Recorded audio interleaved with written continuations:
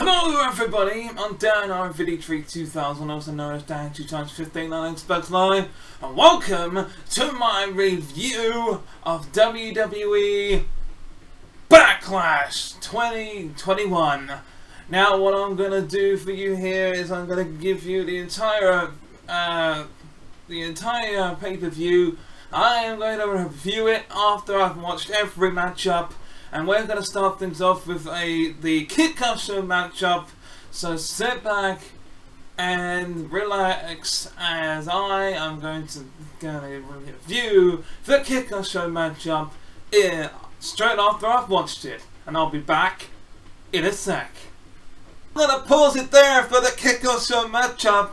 Ladies and gentlemen, they had Sheamus, who issued a challenge for anyone to come out and challenge him unless it wasn't for the United States Championship, and it was no other than the one and only Ricochet that answered the challenge. And by God, it was actually a really good matchup. And then at the end, it was Sheamus that went to bro kick good old Ricochet, but he missed and got rolled up 1-2, and they kicked out. But then that big old knee from Sheamus knocking out Ricochet for the freaking good matchup. I loved it. I can't wait to go on to the main event until we go on to WrestleMania Backlash itself. So let's go and do that. Out of 5 stars, so I'm going to rate every match out of 5 stars. I'm going to rate that match 3 stars. Wasn't a 5-star matchup, but hey, it was good. As at the end, we had Ricochet still having fun, even though he lost. So now we're gonna go on to Backlash itself. And the very first match of the night on WWE Backlash 2021 was the Triple Threat Raw Women's Championship matchup as Rhea Ripley defends her Raw Women's Championship against Charlotte Flair and Asuka, and after a long, grueling battle, she manages to retain the championship. Because at that last minute, it was a reversal after reversal after reversal, as Asuka went to go and hit the hip attack onto Charlotte Flair while Charlotte Flair was on the apron. Charlotte Flair hits a big boot onto Asuka and hits a run into Rhea Ripley. Rhea Ripley hits the riptide and gets the 1-2-3, but of course the force of that big boot was so much it took Charlotte off the apron at the same time. So she must have big booted herself right off the apron. So she must have hit it, pushed her big boot and fell off the apron. And it was too late before she could get back into the ring, as Rhea Ripley already won and is still the Raw Women's Champion. That matchup was pretty good, back and forth type of matchup. I love the close calls. Out of 5 stars, I'd say 4. 4 out of 5. That was a great triple threat match.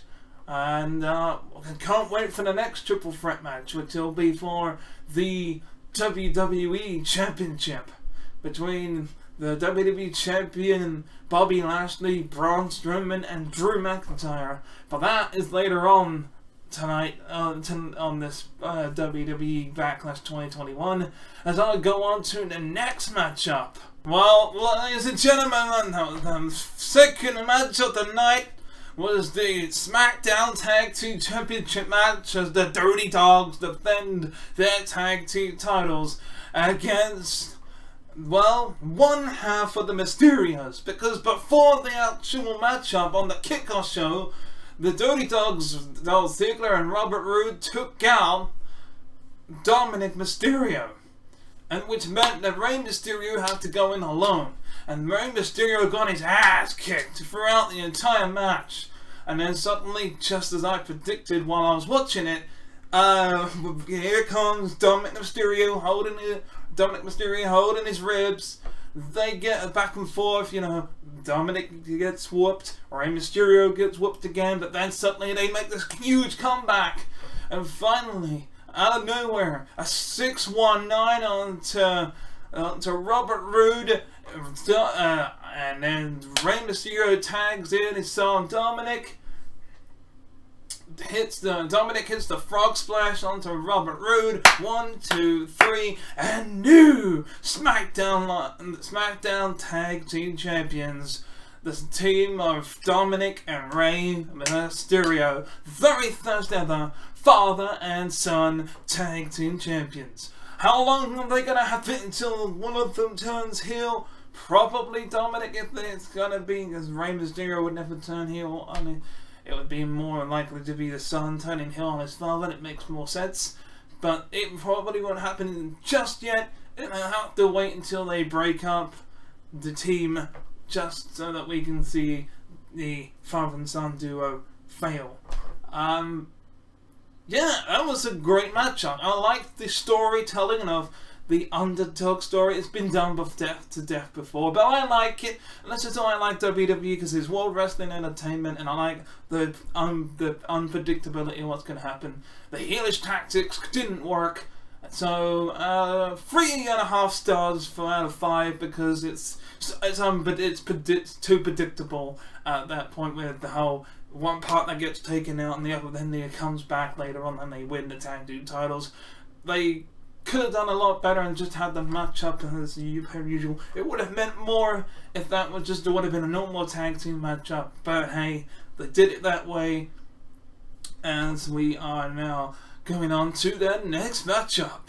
Folks, before I continue to watch this silly little stuff that's going in the WWE now, the next matchup was the lumberjack matchup between Damian Priest and The Miz, and it wasn't just an ordinary lumberjack matchup, it was a zombie lumberjack matchup. And before anyone goes in the comments saying, "Oh no, zombies are ruining," no, it's WWE. WWE stands for World Wrestling, and the third one is Entertainment.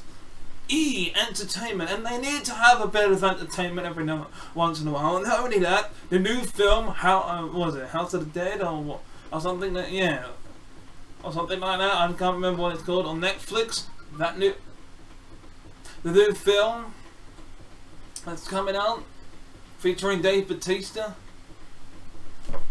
You know, House of the Dead, I think it's called. It's got zombies in it. And he even tweeted that some of the zombies are coming to WWE Backlash. It's a bit of fun, guys. So chill out. Chill the fuck out on your social media. Don't be going tweeting saying, "I'm never going to watch WWE again." Because if you do, don't watch it again. Don't tune in on Monday. Don't see what happens. Fuck enough out of here. That's one less WWE fan. If you're a true WWE fan, you would just laugh this off. Carry on like I am. So, what did I think of the matchup? Lackluster because of the zombies, but at least I'm gonna put up with it because it is done in WWE. It stands for entertaining. It was a good try from WWE, but it wasn't as entertaining as you put it. You could have just done the backstage segment to tie it in. They didn't need to bring it into the matchup.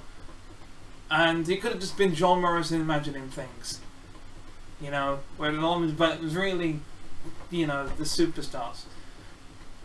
So, if this would have took place on a Halloween show, that would have been a bit better, but still, very lackluster. 2 stars out of 5, because at least they tried, but it's like the old DCW. There was even a comment from Corey Graves. He made that comment. So, you know, it's stupid, silly, wacky. I don't want to see it again. Let's move on. But at least I understand the E in WWE stands for entertainment as I go on to the next match. Okay? Oh, ladies and gentlemen, the next matchup was the SmackDown Women's Championship matchup as Bayley, the challenger, goes one-on-one with the champion Bianca Belair, and it was actually a pretty impressive matchup as it was back and forth for all match, and the ending was like so close to getting a new WWE SmackDown Women's Champion as Bayley rakes the eyes of Bianca Belair.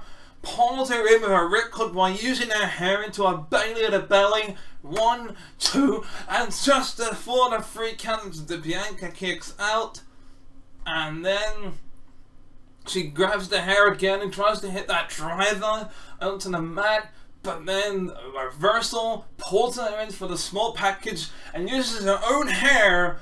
Bianca uses her own long hair, braided hair, to pull her in tighter.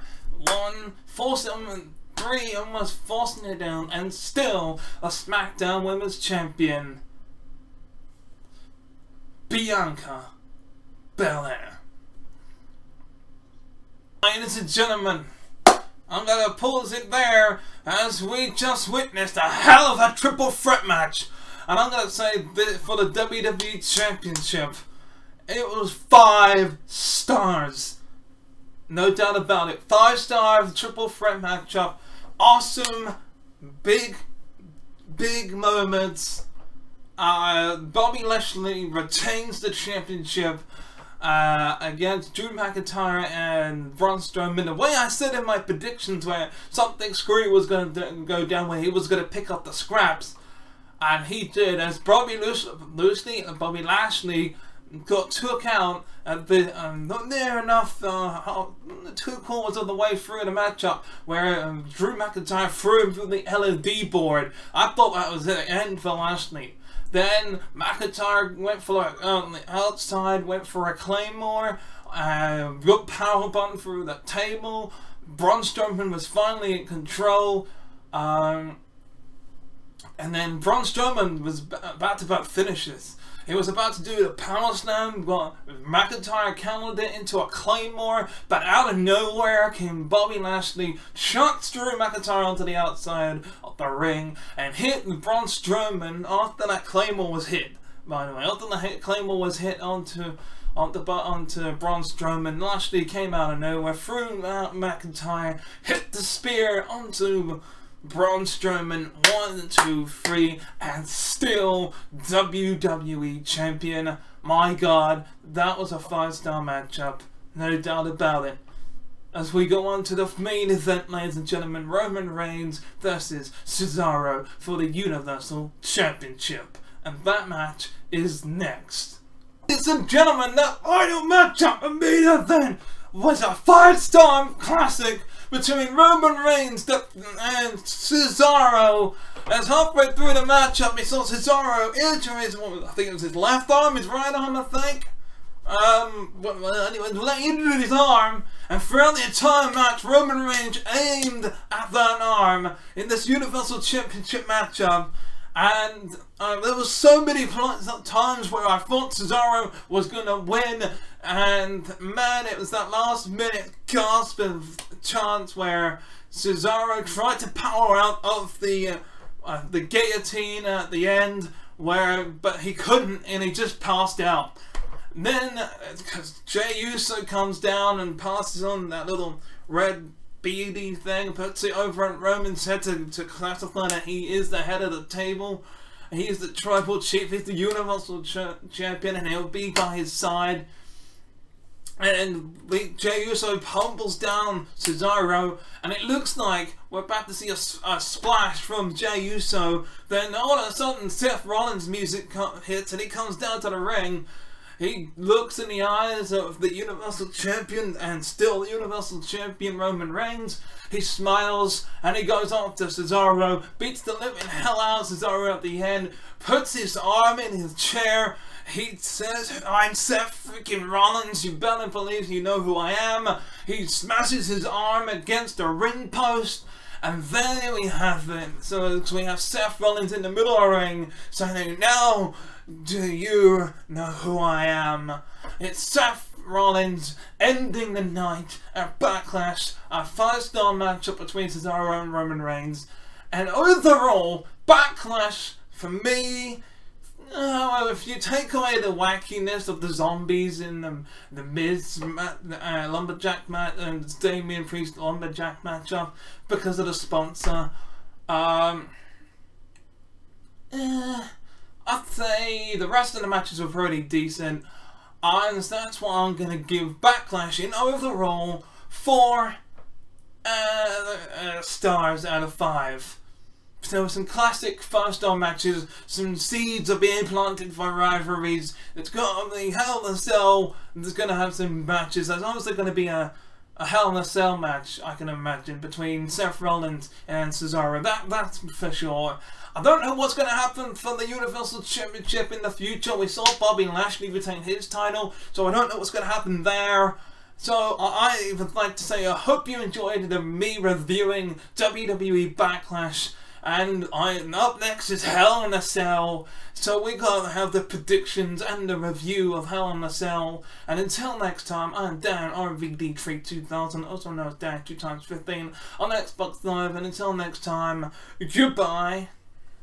Thank you very much for watching this video. If you want to watch the previous video, click on the video on the left. But if you want to watch the playlist, then click on the video on the right. Also, feel free to click subscribe by clicking on the Master Chief icon on the top.